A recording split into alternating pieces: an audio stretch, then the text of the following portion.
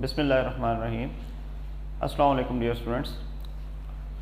आज हमारे इस वीक का ये पहला लेक्चर है, lecture number 5 second year chemistry. और अपने पुराने टॉपिक को देखते हुए अब हम थोड़ा सा आगे प्रोग्रेस करेंगे। मैं आपको थोड़ा सा रिकॉल करवा देता हूँ और उसके बाद फिर आपको आगे की बात आसानी से समझ में आ जाएगी। प्रीवियसली आपने जो 2 लेक्चर अटेंड किए हैं उनमें से एक लेक्चर आपने पीरियड 3 एलिमेंट का रिएक्शन पढ़ा था ऑक्सीजन के साथ और क्लोरीन के साथ। इससे पहले आपने रिएक्शन पढ़ा था वाटर के साथ, ठीक है जी। यानी आपने ऑक्साइड्स बनाए हैं, हाइड्रोक्साइड्स बनाए हैं और तीसरा आपने क्लोराइड्स बनाए हैं। तो बेटे अब हमारा फोकस ये है कि अब हम इन 3 तरह के कंपाउंड्स को रिएक्ट करवाएं और रिएक्शन करने के बाद इनके प्रॉपर्टीज़ को डिस्कस करें। जैसे आज का लेक्चर आप देख रहे होंगे, यहाँ लिखा हुआ है acid base behaviour of oxides. यानी जितने हमने ऑक्साइड्स बनाए हैं पीरियड 3 एलिमेंट्स के, इन तमाम ऑक्साइड्स का एसिडिक या बेसिक बिहेवियर हम देखेंगे। और उस मकसद के लिए मैंने आपके सामने पहले से ये एक टेबल जो है वो ड्रॉ किया हुआ है। आप इस पूरे लेक्चर को टेबल फॉर्म में याद रखें, इसको नोट करें और अपने नोट्स के अंदर जो है वो इसको एज इट इज़ लिखें। बुक में देखें बहुत मटेरियल लिखा होता है और ये जो एक्स्ट्रा मटेरियल होता है ये हमें सिर्फ इंफॉर्मेशन देने के लिए होता है, पेपर से रिलेटेड नहीं है। पेपर में आपको रिएक्शन फोकस करना है और रिएक्शन से रिलेटेड 1-2 पॉइंट्स आपको याद होने चाहिए, ठीक है। ये पूरी थ्योरी आपके पेपर का हिस्सा नहीं होती है। चलें स्टार्ट करते हैं जी। हमारे पास बेटा ऑक्साइड से शुरू करते हैं आपकी आसानी के लिए, ताकि आप लोगों को रिकॉल करना ना पड़े। हमारे पास बेटे ऑक्साइड्स, सोडियम ऑक्साइड था, फिर हमारे पास बेटे ऑक्साइड मैग्नीशियम ऑक्साइड था, बेटे फिर हमारे पास ऑक्साइड एल्यूमिनियम ऑक्साइड था, इसके बाद हमारे पास सिलिकॉन डाइऑक्साइड था और फास्फोरस के हमने 2 ऑक्साइड बनाए थे। लेकिन चलें फ़िलहाल हम P4O10 की बात करेंगे, फास्फोरस पेंटाऑक्साइड। सल्फ़र के डाइऑक्साइड, सल्फ़र के ट्राइऑक्साइड, इन दोनों की बात कर लेंगे। और इसी तरह क्लोरीन के जो 2 ऑक्साइड हैं, क्लोरीन मोनोऑक्साइड और क्लोरीन का हेप्टाऑक्साइड, इन 2 की भी बात कर लेंगे आज, ठीक है जी।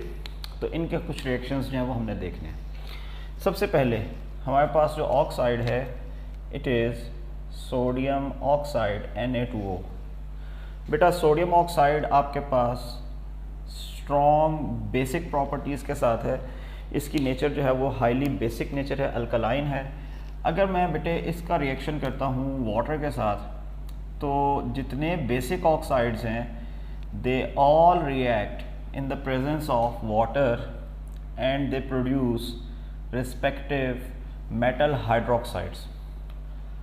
तो आपके पास बेटे यहाँ पे भी 2 सोडियम हैं, इसको 2 से मल्टीप्लाई कर लें, 2 सोडियम हो गए, 2 ऑक्सीजन हैं, 2 से मल्टीप्लाई हुआ 2 ऑक्सीजन, 2 हाइड्रोजन, 2 हाइड्रो, इक्वेशन भी बैलेंस हो गई आपके पास, ठीक है। ये आमतौर पर एक स्ट्रॉन्ग अल्कलाइन सोल्यूशन होगा और इस स्ट्रॉन्ग अल्कलाइन सोल्यूशन की पीएच वैसे तो ये वेरी करती है, लेकिन आमतौर पर इसकी पीएच जो है वो 14 होगी। अब चूंकि ये एक बेसिक ऑक्साइड है, हमने डिक्लेयर किया इसको बेसिक ऑक्साइड, ये बेस बना रहा है, तो बेसिक ऑक्साइड्स जितने भी होते हैं they usually react with mineral acids. Like आपके पास HCl है, तो बेटा ये HCl से बहुत तेज़ी के साथ रिएक्शन करेगा। अब अगर HCl से रिएक्शन होगा तो क्या होगा जी, ये सोडियम इस क्लोरीन से मिलकर क्या बना देगा, सोडियम क्लोराइड, और हाइड्रोजन और ऑक्सीजन मिलकर क्या बना देंगे, वाटर, यानी H2O।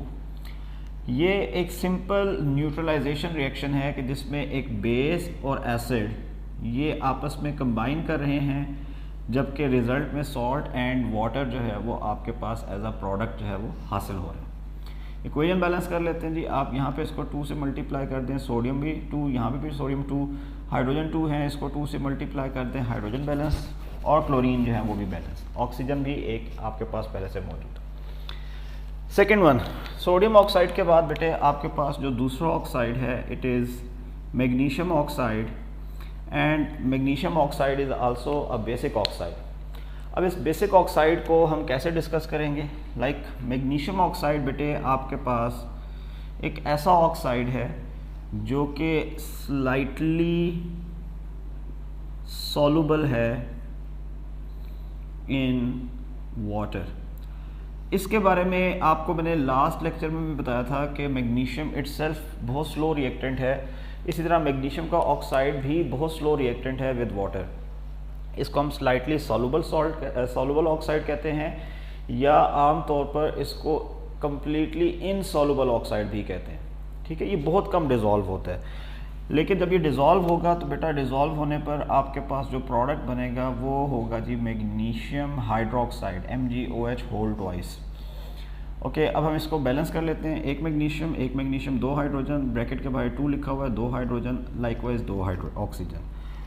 ये जो आपके पास मैग्नीशियम हाइड्रोक्साइड बनेगा, ये जैसा कि पहले भी डिस्कस किया जा चुका है, इसकी pH जो है वो 9 होगी। 9 pH का एक बहुत ही वीक बेसिक सोल्यूशन आपके पास होगा। ठीक है, और बहुत स्लाइटली सॉल्युबल होता है ये आमतौर पर वाटर में।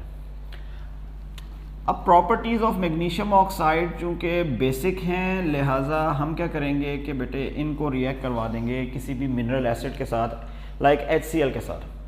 और अगर मैं HCl के साथ बेटा अगर इसको रिएक्ट करवाता हूँ तो कंडीशन कुछ यूँ होगी कि ये भी बिहेव करेगा लाइक अ बेस और ये बिहेव करेगा लाइक एन एसिड। अब एसिड और बेसिक बिहेवियर जो है उसको देखते हुए इन दोनों का रिएक्शन न्यूट्रलाइजेशन होगा। यहाँ पे जो प्रोडक्ट बनेगा it will be magnesium chloride MgCl2, और अलॉन्ग आपके पास यहाँ पे क्या बन जाएगा? वाटर बन जाएगा। इक्वेशन बैलेंस कर लेते हैं। यहाँ पे सिर्फ 2 मल्टीप्लाई करना पड़ेगा हमें।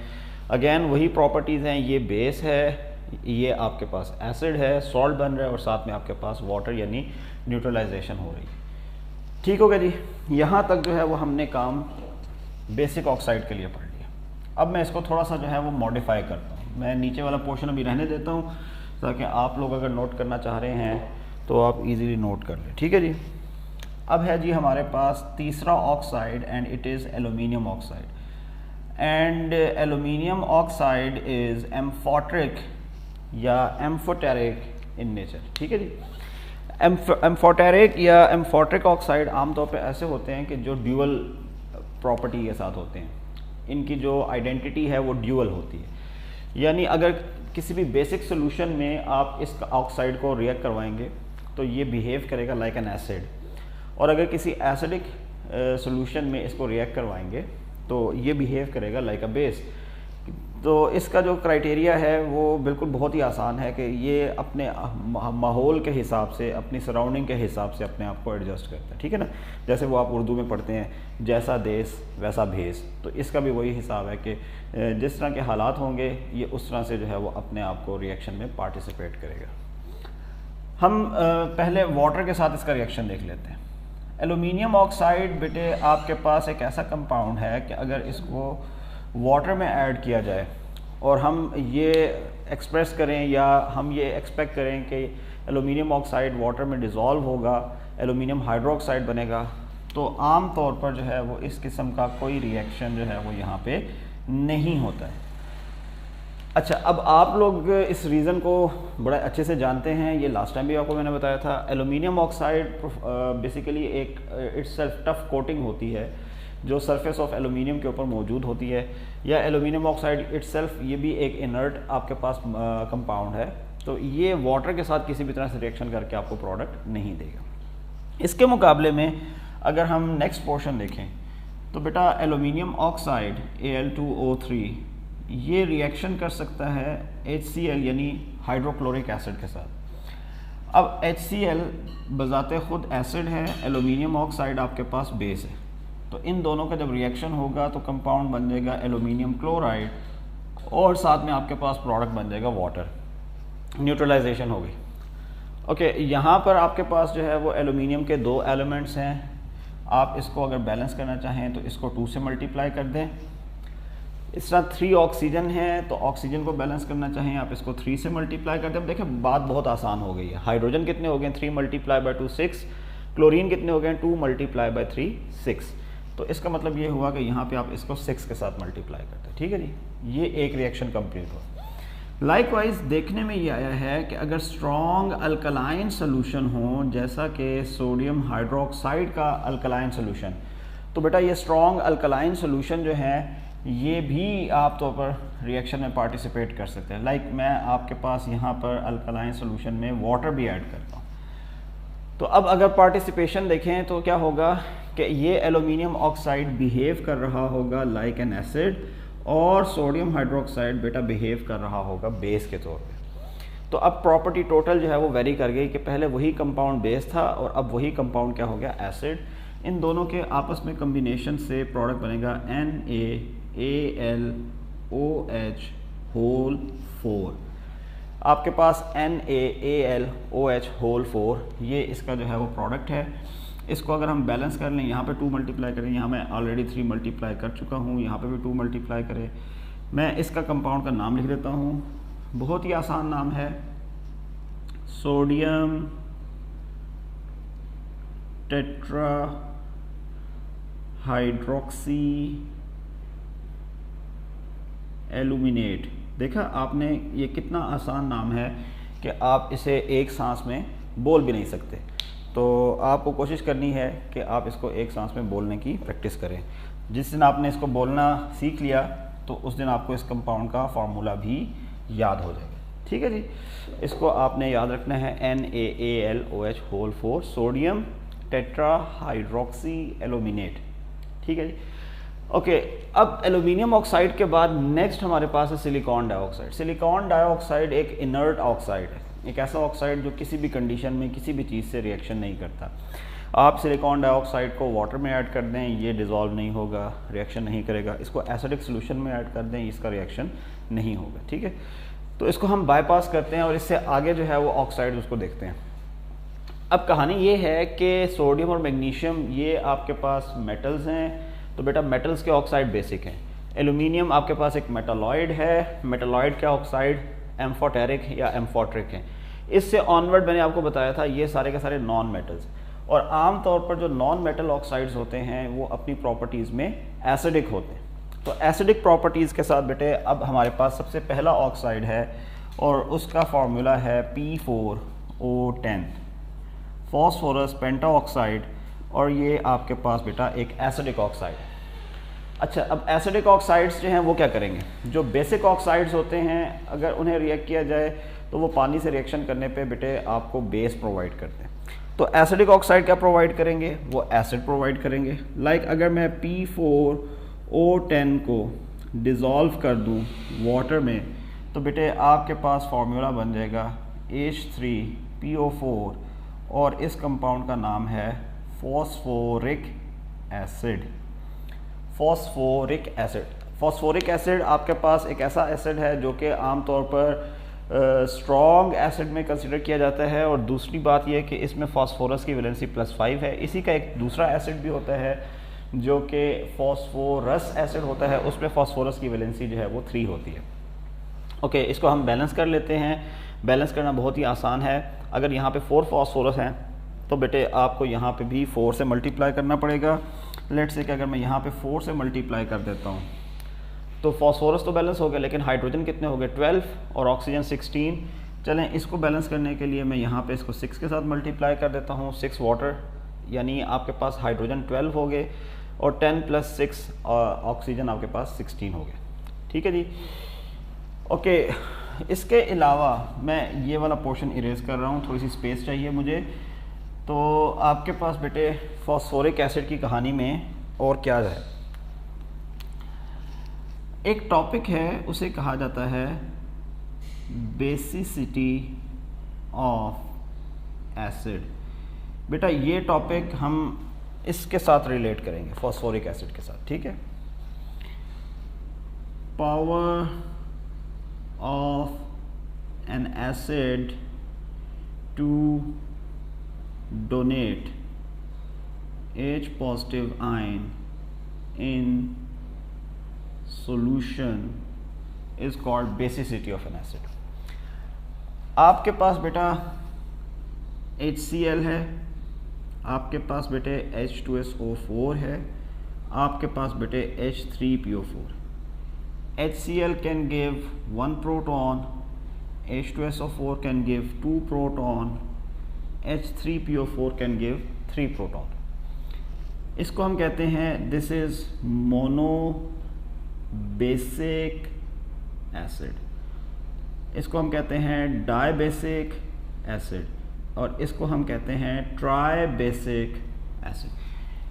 ये बात इस तरह से भी एक्सप्लेन की जा सकती है कि जितने प्रोटॉन अवेलेबल हैं for the reaction with base, वो आपके पास बेसिक प्रॉपर्टी के साथ है, ठीक है। तो अगर एक प्रोटॉन अवेलेबल है बेस के साथ रिएक्शन करने के लिए तो उसको हम कहते हैं ये मोनो बेसिक एसिड है।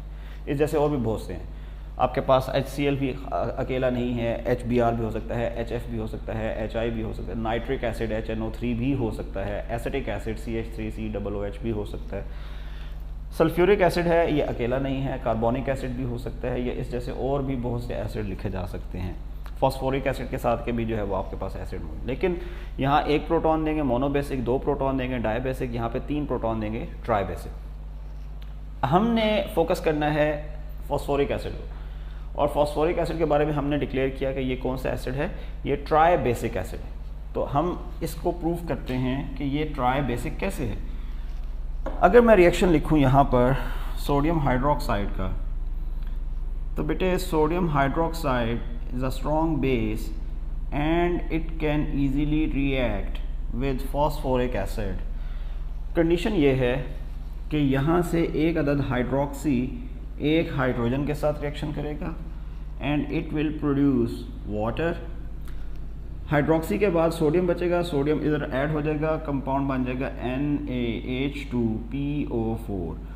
तो ये आपके पास बेटे सोडियम सुपर फॉस्फेट है। एक प्रोटॉन लूज हुआ, अगर मैं कंसंट्रेशन ऑफ सोडियम हाइड्रोक्साइड बढ़ा के डबल कर दूं और फिर इसे रिएक्ट करवाऊं with the phosphoric acid, obviously ये स्टेप बाय स्टेप प्रोसेस होता है, ये एब्रप्ट नहीं है, एकदम से होने वाला नहीं है। पहले एक प्रोटॉन निकलेगा, फिर दूसरा, फिर तीसरा, ये 3 स्टेप्स में काम चलता है। लेकिन आपकी आसानी के लिए लेट्स से कि अब मैंने यहाँ पे 2 हाइड्रोक्सी और 2 हाइड्रोजन्स को आपस में कंबाइन किया है, तो बेटे इन दोनों के कम्बिनेशन से जो प्रोडक्ट बनेगा वो वाटर, और साथ में आपके पास बन जाएगा Na2HPO4। ये जो Na2HPO4 है इट इज़ नोन एज बायफॉस्फेट। और सबसे लास्ट में बेटे अगर मैं 3 सोडियम हाइड्रोक्साइड यूज़ करूं और उन्हें फॉस्फोरिक एसिड से रिएक्ट करूं तो 3 हाइड्रोक्सी तीनों हाइड्रोजन या प्रोटॉन्स कैरी करेंगे, 3 वाटर बनेंगे और साथ में आपके पास बन जाएगा Na3PO4, इसको कहते हैं सोडियम फॉस्फेट। ठीक है जी, ये ट्राई बेसिक की प्रॉपर्टी आ गई आपके पास कि फर्स्ट रिएक्शन में 1 प्रोटॉन लूज कर रहा है, सेकंड रिएक्शन में 2 प्रोटॉन लूज करके वाटर बना रहा है, थर्ड रिएक्शन में 3 प्रोटॉन लूज करके इसने वाटर बना लिया। ठीक है जी, आगे चलते हैं। इसके बाद हमारे पास बेटे जो रिएक्शन लिखा जाएगा वो सल्फ़र के ऑक्साइड्स के लिए है, और सल्फ़र के ऑक्साइड्स में सबसे पहला ऑक्साइड है जी सल्फ़र डाइऑक्साइड, जो कि एसिडिक ऑक्साइड। सल्फ़र डाइऑक्साइड अगर वाटर में डिज़ोल्व हो तो बेटे आप सिंपली इन दोनों रिएक्टेंट्स को ऐड कर दें, फार्मूला बन जाएगा H2SO3। और ये H2SO3 बड़ा ही फेमस आपके पास सल्फ्यूरस एसिड है। बेटा सल्फ्यूरस एसिड इसलिए कहा जाता है क्योंकि इसमें सल्फ़र की वैलेंसी जो है वो +4 है।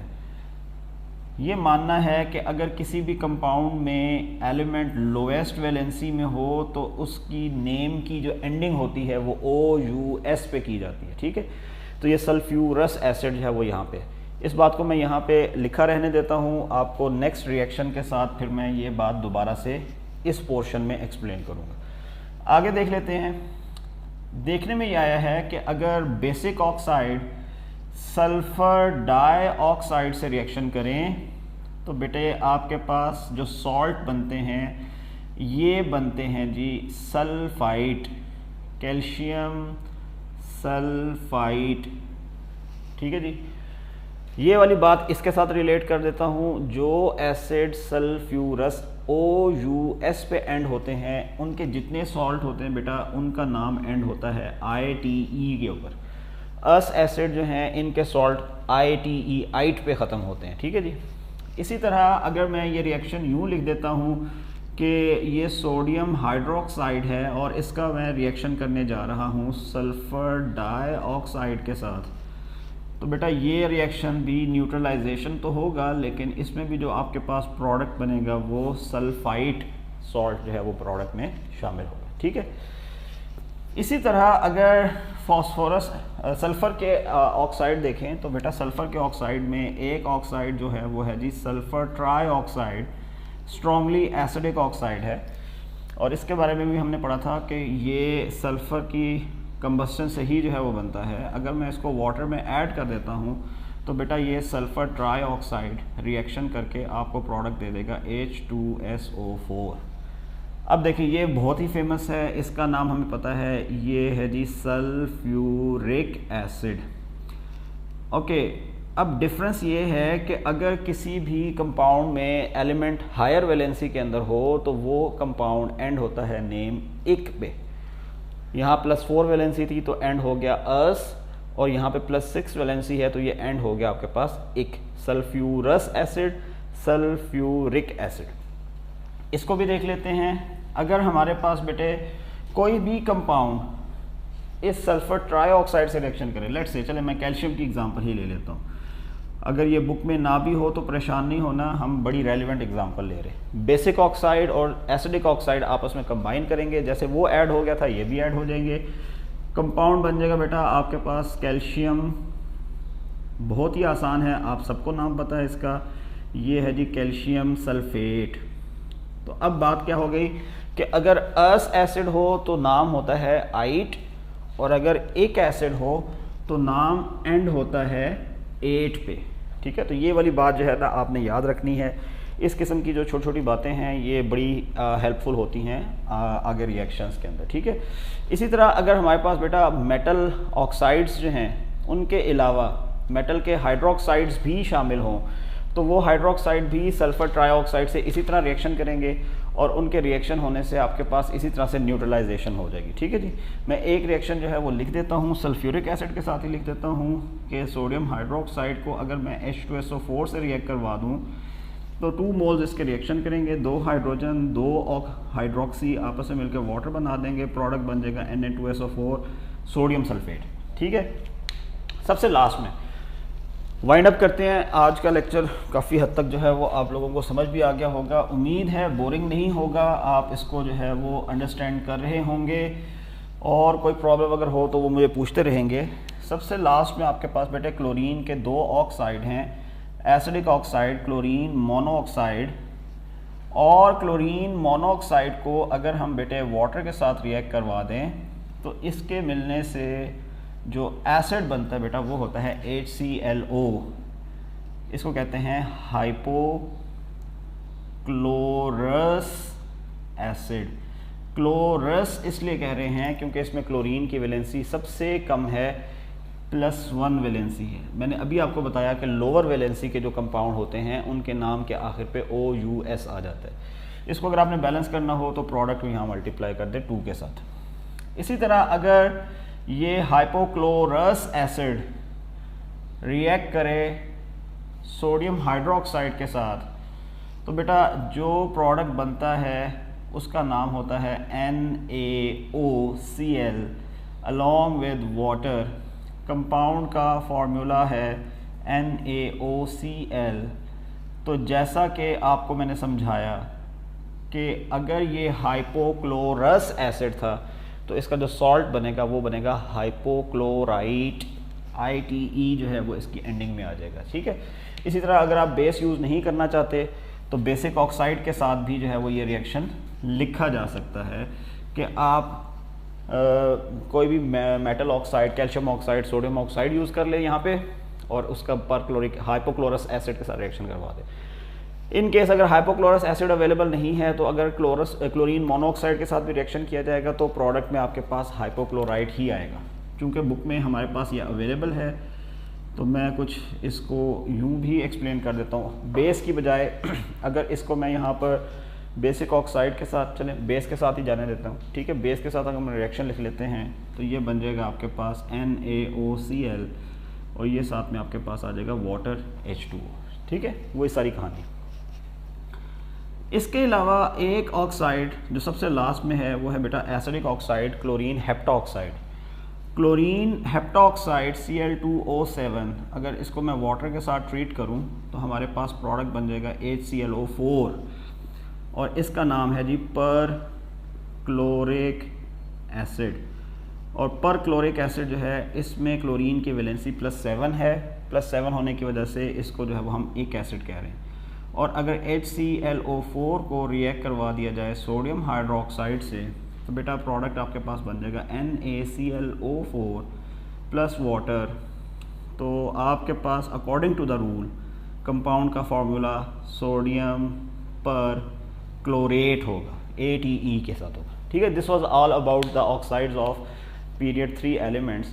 बेटे ये आपके पास सब बेसिक प्रॉपर्टीज़ थी जिसमें एसिडिक बेसिक बिहेवियर और इनकी रिएक्टिविटी विद वाटर जो है वो डिस्कस की गई। इसको बड़े ध्यान से पढ़िएगा, समझिएगा। नेक्स्ट लेक्चर में हम फिर मज़ीद कंपाउंड्स को डिस्कस करेंगे। थैंक यू, अल्लाह हाफिज़।